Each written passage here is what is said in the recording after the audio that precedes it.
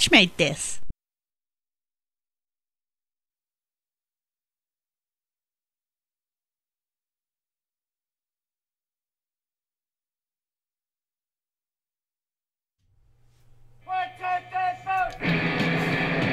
Oh my god, already better than my struggle free. Just kidding. Just kidding. Oh, that's so smart.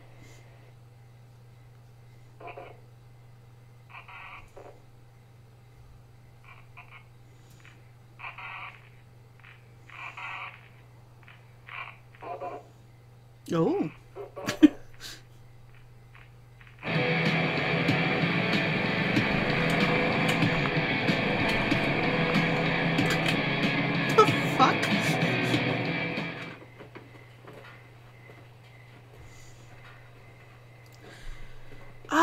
X-File fans, they're there to see if anything's happening between Mulder and Scully. Am I dead? If I am, they know that I know. Also, they knows what.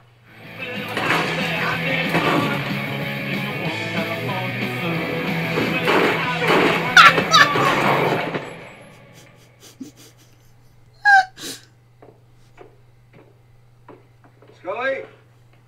You alright? There's one in the room! Behind the couch! He's one of the production guys! 2 down, all clear.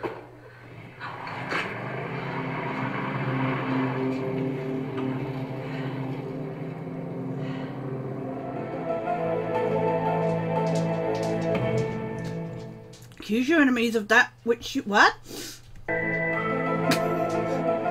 Give us longer to read it. That which you are guilty. Okay. Accuse your enemies of that which you are guilty. Better call it in from a landline. Yeah.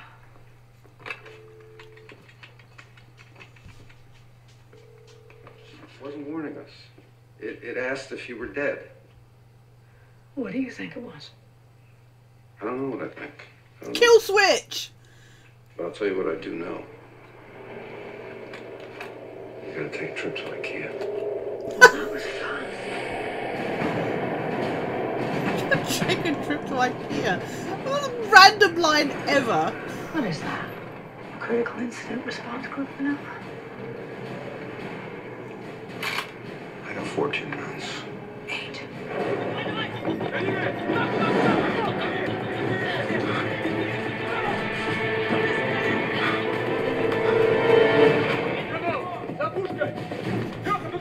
I have nothing to say about this because I have no fucking clue, but it's amazing.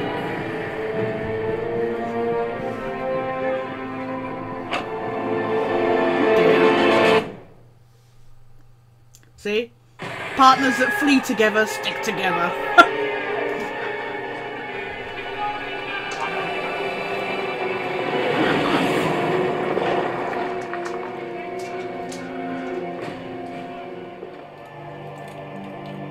I thought they were just questioning you guys. Why would they want to kill you? You tell us. We're not supposed to kill any intelligence agents, but apparently they will. You need to come with me. Fuck that.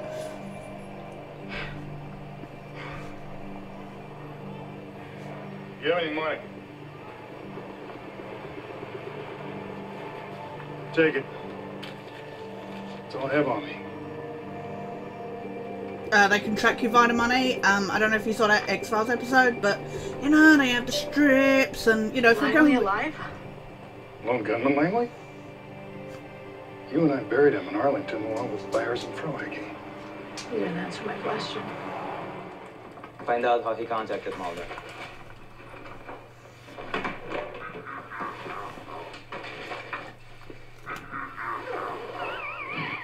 Kill switch. Told you. I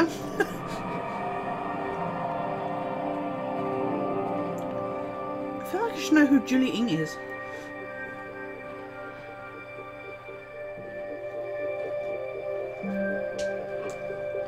They get together. Birthday's wrong. October 13th. We share the same birthday. Since when? Byers was born on the day Kennedy was assassinated, so that's correct. Frohickey, 1945. Frohickey looked 57 to you when he died? Frohickey looked 57 the day he was born. His birthday is the same day that FDR died. So Langley, March 28, 1969, any president die that day? Eisenhower. Just Google when you got Scully. Right? Well, JFK was the 35th president. Eisenhower was the 34th president. FDR. I'm just showing off, really. 32nd president. 32, 34, 35, 32nd, 34, 35, anything else? Older. It's a grave difference work at night.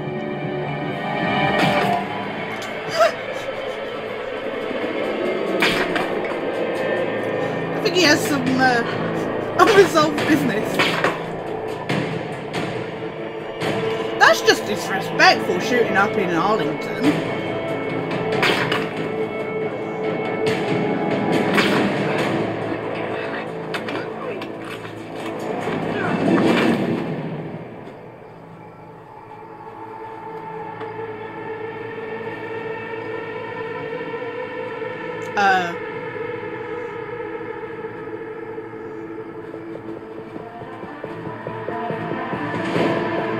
Okay.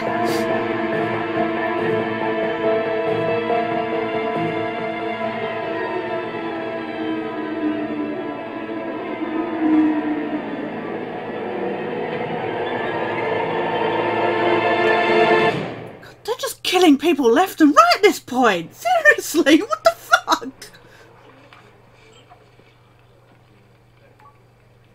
I'm gonna open an X-file on this bran muffin. I gotta get to the bottom of why it's so freaking good. I don't care if it came out of an alien's butt. I'm gonna eat the whole thing. An X-file? Mm-hmm. I mean, the X-files that are in our office that we can't get into kind of X-file? Right. Oh, finally, somebody says our office. Fuck you, Chris Carter. Glenn Morgan knows what it is that. Don't get in.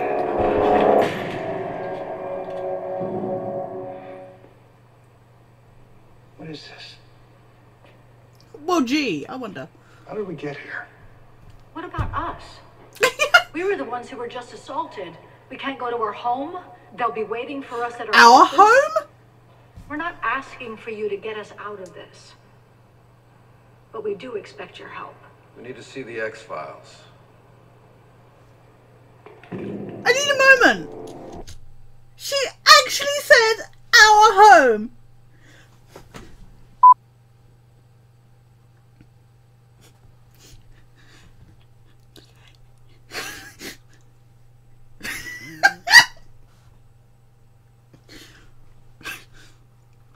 Either Chris Carter missed that in the script, or he let it slide, or whatever. I don't know. But Glenn Morgan is way more in tune with these characters. Just, it's the small things sometimes. If you want to see the X-Files, you don't have to go to the office. After the X-Files were closed in 2002, the agency lobbied Director Mueller for jurisdiction over the files. They were looking to cross-reference. When the X-files were reopened, why weren't we told? Why didn't you tell us? I'm still questioning why X-Files you belong joined to the us. X-Files again. Do you work with them? Do you work for them? You two were gone. I was left here. I didn't know if you were coming back, and the files are too important to sit in the basement gathering dust. And what's in them belongs to everyone. That's the point of them. It's an interesting Control the point. X-Files reverted back to the FBI after the files were reopened. Langley has been bleached from the X-Files. Not just the person, but any information Langley contributed to theoretical computer science. Spike break!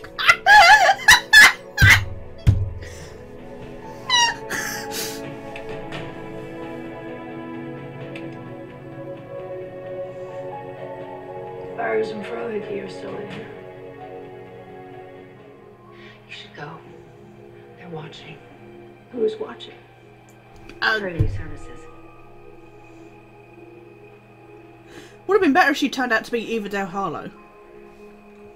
They came to us 15 years ago with the science and the math to prove that we can live forever. The contract states we can live at our natural.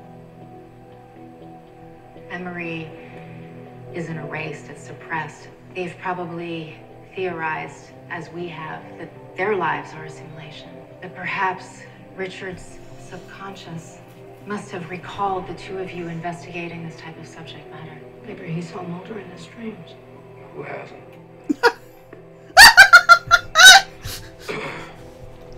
Goodyear is likely aware that Richard is reaching out to you to expose the simulation. Is there anything we can do to help Langley get through? Do you have the cell? No, the No, it was taken from us. creepy production guy took Freaked it. my phone years ago, using video signal manipulation to my cell. Mulder, that's evidence. He's evidence. Yeah, but he'll get up again in a minute, so it's fine. Tis but a scratch! Is this the only song they could license? Whoa, hey. Whoa. Sorry. It's been a long day. Tough day. Thank you. Scully, you look so adorbs just there. All curled up on the ball in the booth of a skanky bar with your fingers wrapped around the grip of an assassin's Glock. He's totally turned on. Take our uploaded minds to develop science that only the elite will use to lead your world. We turn theories of space colonization. Bloody Holly on Red Dwarf. We dream, but we're not allowed to have dreams. Goals, nothing for us. They're all dead, Dave. No choice, no diversity.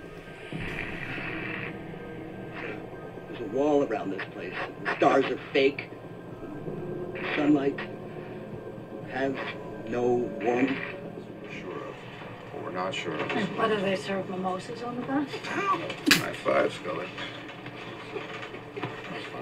Are you kidding me? Langley believed there was a tunnel between. How much of that is Scully and how much is Gillian? Blocks away. You think we can get in there looking like this without raising suspicion? You look good.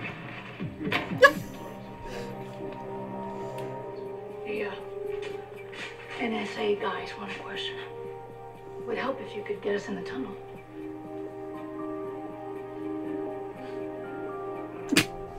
After you drop him off, maybe you'll come back and repay the favor.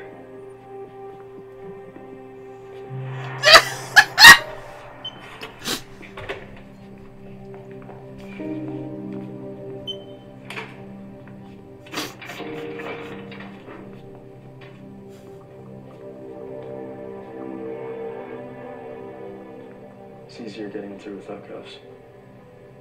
I'm not uncuffing him. This guy's like Hannibal Lecter level psycho.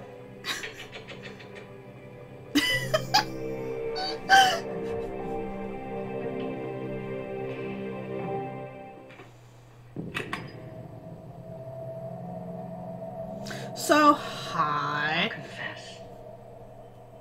After our last encounter, I was disappointed by you. I didn't get your... We were disappointed by you, but you know. Mr. Y. But he explained that we'd meet over and over, and then I'd change my opinion. In the last few days, I've seen your instinct for survival. Well, now that I won you over, you'll stop sending assassins to kill us? You've really turned a corner. Easy. You have a way to go, Fox. Nobody calls Or him rather, you need to change how you look at all this. Diana Fowley. You're still refusing to answer the question of your father.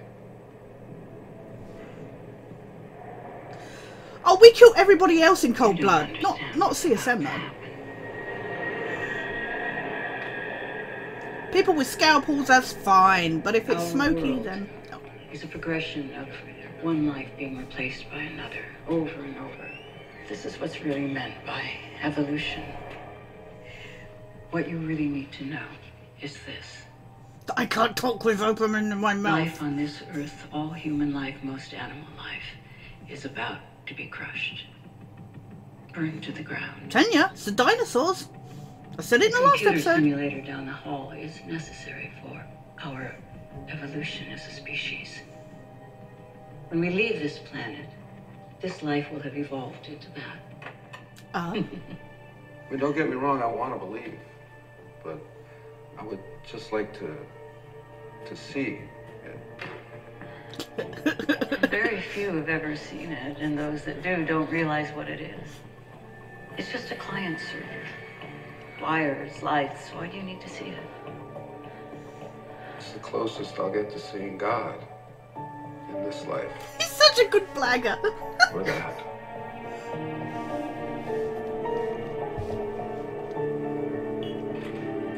This is exactly why Scully loves him so much.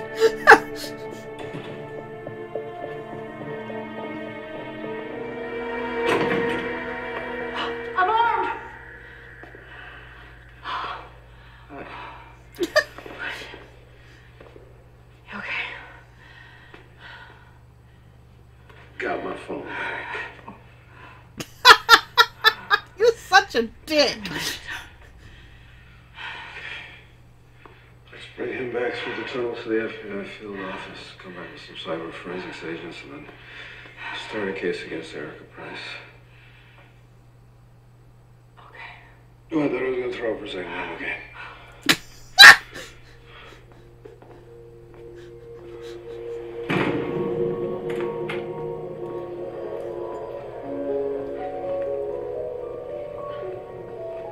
Oh, you know she's gone. Please. Like dust in the wind. They're gone. Surprise, surprise.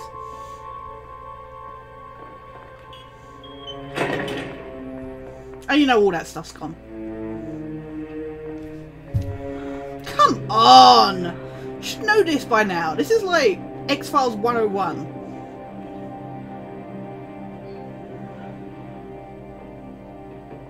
But our home is still intact, at least. So yeah, IKEA. Platonic partner shopping trip.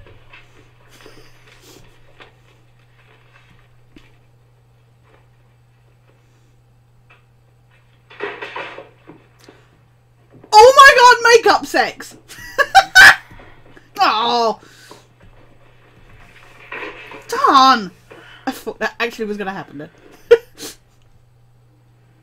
So back to sleep then. Close enough. Oh my... They know that we know. Destroy the backup. Mother, I'm afraid. Are you kidding?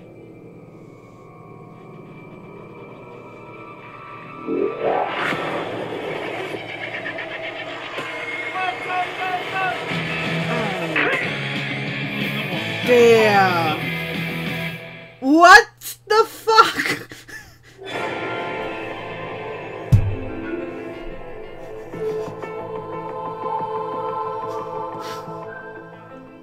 Hey everybody, just got done watching the X-Files Season 11's second episode, this, written by Glenn Morgan, and I don't even know where to start on this episode.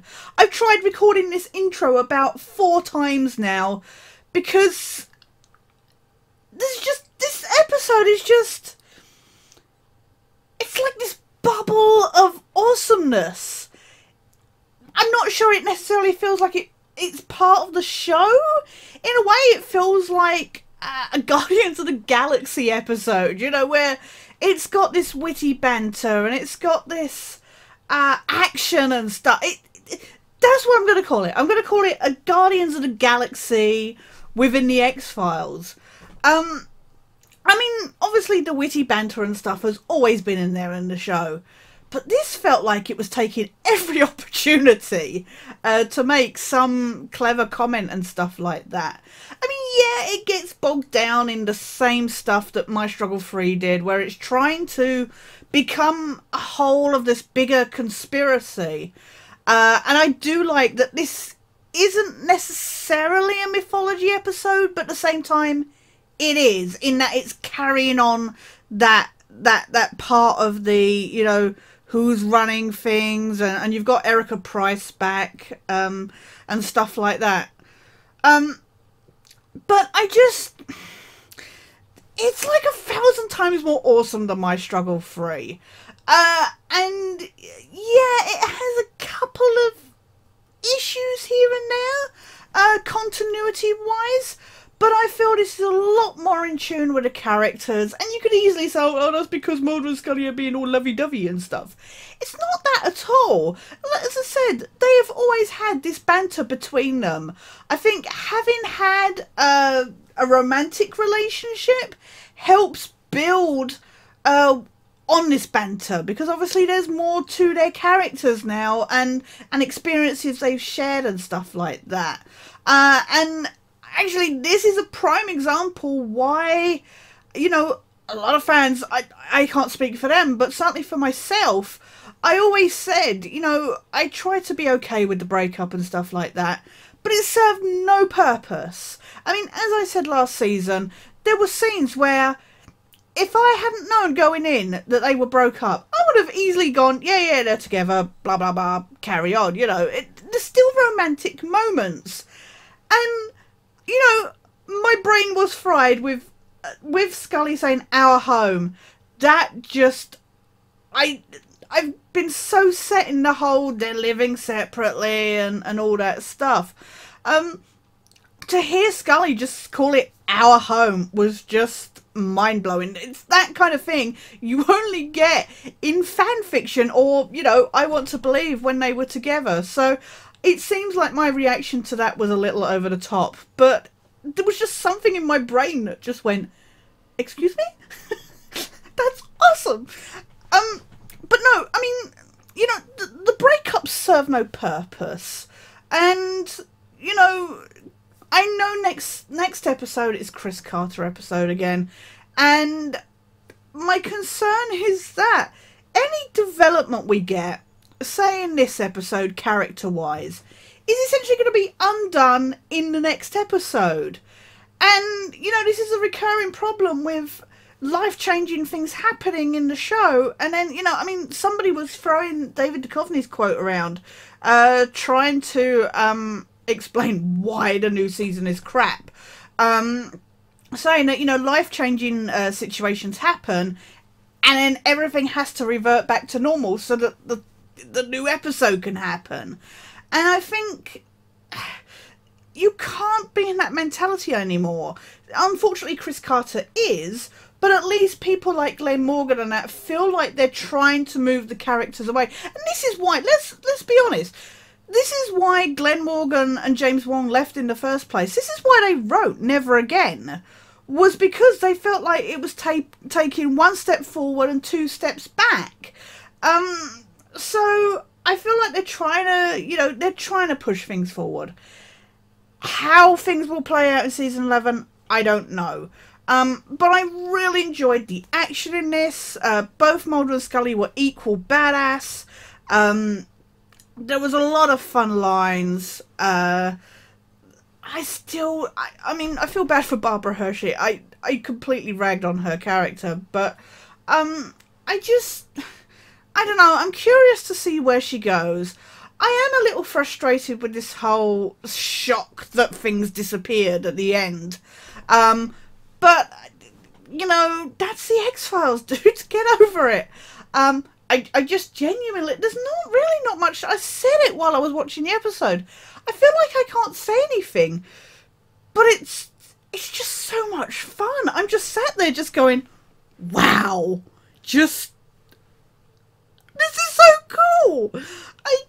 There was no words for it. And like I say, in a way, I feel like I should have issues with it. I'm sure once I've got over this little, because I feel like this makes it feel like the show is back. This makes me go, the X-Files is back, season 11's here. Screw what happened last week. But this is so much fun. Like I say, it feels like it plays on a lot of the action of the past. Regarding, I mean, let's face it, Langley's return, way better than what happened in Babylon. And let's just, you know, not talk about Babylon, but let's face it, that was awful. I could not believe after the hype of the gunman coming back that was what we got. So to have Langley in this, it is a little odd. I don't know. I feel like they missed out on an opportunity to have like Evadale Harlow and Jimmy back and stuff. I don't know if they couldn't get Stephen Sneddon and Zucchila Robinson or what. I know I just pronounced her is it Zuleika? I know I got it wrong. Anyway, Zed Robinson. I know, I don't know if they weren't available or what, but we're being led to believe that Langley has had this relationship with this woman that we never ever knew anything about. That is, I mean, not even in the Lone Gunman TV show. I just feel like something would have come up at some point. Maybe I'm missing something. Maybe I need to go back to the show. Yeah, I just feel like that was a bit, we needed to take a jump there that obviously new fans won't know anything about, but for the older fans, I feel like that was a bit of a leap. I don't know what's with I'm pretty sure that crew member has, I'm fascinated by why he's come back and stuff like that. It's just, I didn't even know what to say then, sorry. This is such a weird episode. But yeah, no, there's not much I can say. I genuinely enjoyed it. Is it like a perfect episode? No, not by any means. And as I said, in a way it's frustrating that the best episodes are coming from people that did not work on the show beyond the Vancouver run, that have not had really any part of the development of the characters, but for them to come back and be more in tune with the characters and say Chris Carter, who has been with the show through its whole process, that's really sad. But yeah, no, it's very reminiscent of old stuff. And I really enjoyed it. I might go back to it and find issues and nitpicks and stuff. Like I say, there were a few things that were off, but genuinely, I would easily give this an 8 out of 10. It was badass, it was fun, and yeah, that's all I can think to say.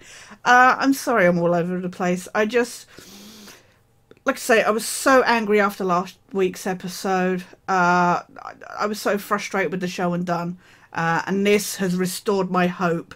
Unfortunately, like I say, next episode is a Chris Carter episode +1, which is supposed to be touching upon the doppelganger scenario, which we've had before and did not turn out particularly well. So yeah, that'll be interesting to see how that turns out. But that's for next week. For now though, that was Glenn Morgan's This, which I don't get the title of, but whatever. That was This. And thank you so much for watching, guys. Please take care. Please share your thoughts, what you took away from it. I will be down in the comments as much as I can. By then, hopefully, I'll have processed this episode a bit more. But please take care, and I will see you somewhere down the line. As a quick addendum, I will say my only real issue with this episode would be the Russian army guys and William and Skinner's connection to them. I felt like they were trying to fill in the gap between season 9 when Mulder and Scully went on the run and when Mulder and Scully came back. And actually it just left me with more questions regarding why Mulder and Scully, I still don't get that, why they would come back in the first place. At least the comics tried to give them a reason to come back.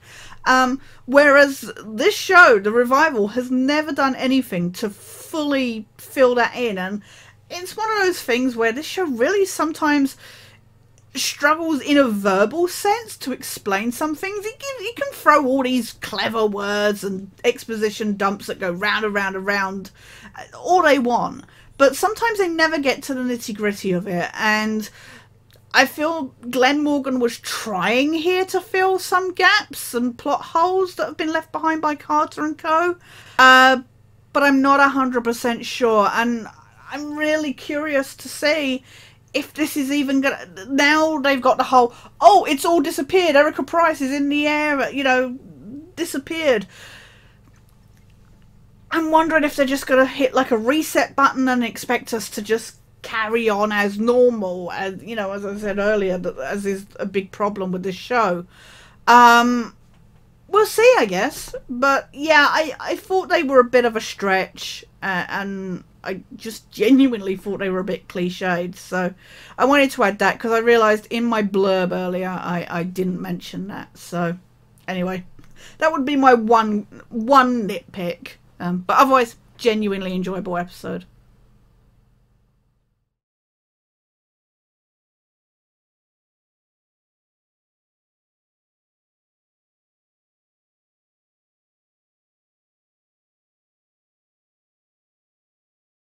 It feels very reminiscent of those early days episodes where the gunmen were helping, the lone gunmen were helping. I really don't know what to say about it.